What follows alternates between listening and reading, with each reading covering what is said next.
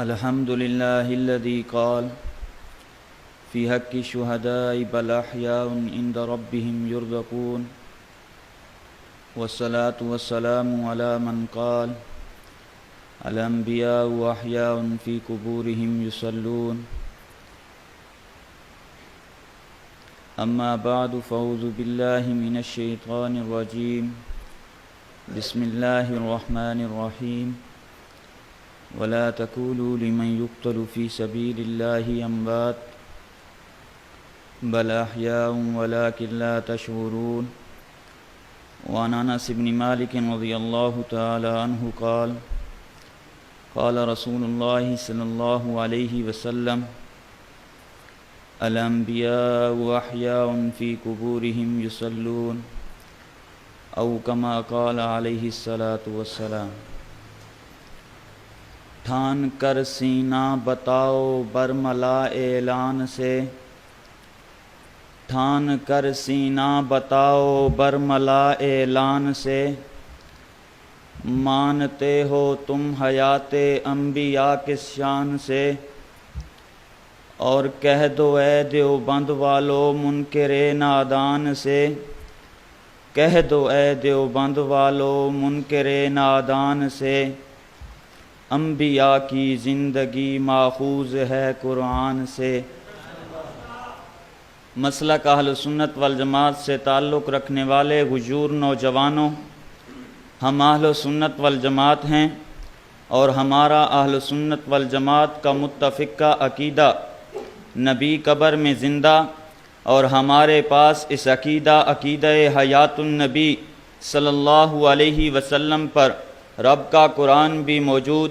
محمد کا فرمان بھی موجود، صحابہ اور تابعین کے آثار بھی موجود، علماء امت کا اجماع بھی موجود، اسلاف کی کتب بھی موجود ہیں۔ تو پھر آنا دلیل کی دنیا میں بات کریں، اور اگر کوئی دلیل کی دنیا میں مجھ سے مطالبہ کرے رب کے قرآن سے، تو رب کے قرآن کا پہلا اعلان وَلَا تَقُولُوا لِمَن يُقْتَلُ فِي سَبِيلِ اللَّهِ أَمْوَاتٌ بَلْ أَحْيَاءٌ وَلَٰكِن لَّا تَشْعُرُونَ، اور جو لوگ اللہ کے راستے میں شہید ہو جائیں انہیں مردہ نہ کہو بلکہ وہ زندہ ہیں، لیکن تمہیں ان کی زندگی کا احساس نہیں۔ اٹھا حیات الانبیاء صفحہ نمبر 111 پر امام ابو بکر البیہقی نے، اٹھا فتح الباری جلد 6 صفحہ نمبر 595 پر حافظ ابن حجر عسقلانی نے، اٹھا وفاء الوفا جلد 4 صفحہ نمبر 1352 پر علامہ نور الدین علی بن احمد سمہودی نے، اٹھا تفسیر مظہری جلد 1 صفحہ نمبر 152 پر قاضی ثناء اللہ پانی پتی نے، اٹھا نیل الاوتار جلد 3 صفحہ نمبر 263 پر قاضی محمد بن علی شوکانی نے، اٹھا روح المعانی جلد 22 صفحہ نمبر 38 پر مفتی بغداد علامہ آلوسی بغدادی نے، اٹھا بیان القرآن جلد 1 صفحہ نمبر 97 پر حکیم الامت مولانا اشرف علی تھانوی نے، اٹھا احکام القرآن للتھانوی جلد 1 صفحہ نمبر 92 پر علامہ ظفر احمد عثمانی نے اس آیت کی تفسیر میں نبی کی حیات فی القبر کو بیان بھی کیا ہے، نبی کی حیات فی القبر کو ثابت بھی کیا ہے۔ میں نے کہا آنا پھر دلیل کی دنیا میں بات کریں، اور اگر دلیل کے طور پر مجھ سے کوئی دلیل پیغمبر مانگے تو میرے پاس محمد مصطفیٰ کا فرمان موجود، تو پھر اٹھا مسند ابی یعلا راوی حضرت انس بن مالک قال رسول اللہ صلی اللہ علیہ وسلم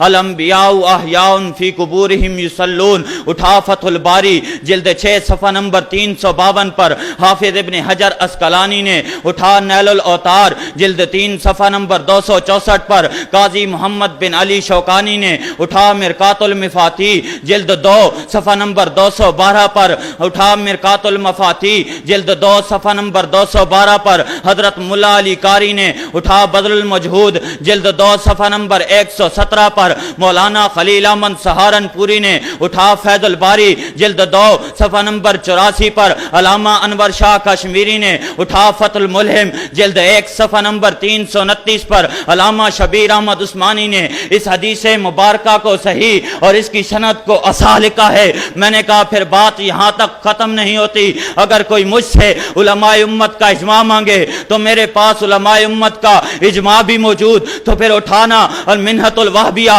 صفحہ نمبر 7 پر علامہ بغدادی فرماتے ہیں والحاصل ان حیات الانبیاء ثابتۃ بالاجماع۔ میں نے کہا بات یہاں بھی ختم نہیں ہوتی، تو پھر اٹھانا القول البدیع جلد صفحہ نمبر 172 پر علامہ سخاوی فرماتے ہیں نحن نؤمن ونصدق بانہ صلی اللہ علیہ وسلم حی یرزق فی قبرہ وان جسدہ الشریف لا تاکلہ الارض والاجماع ولا ھذا۔ میں نے کہا بات یہاں بھی ختم نہیں ہوتی، تو پھر اٹھانا عمدۃ القاری حنفیت کے بے باک ترجمان علامہ بدر الدین عینی فرماتے ہیں فإنہم لا یموتون فی قبور بل ھم الاحیاء۔ مزید ان کا کلم ان کو یہ لکھنے پہ مجبور کرتا ہے ومن انکر الحیات فی القبر وهم المعتزلہ، اور جن لوگوں نے نبی کی حیات فی القبر کا انکار کیا وہ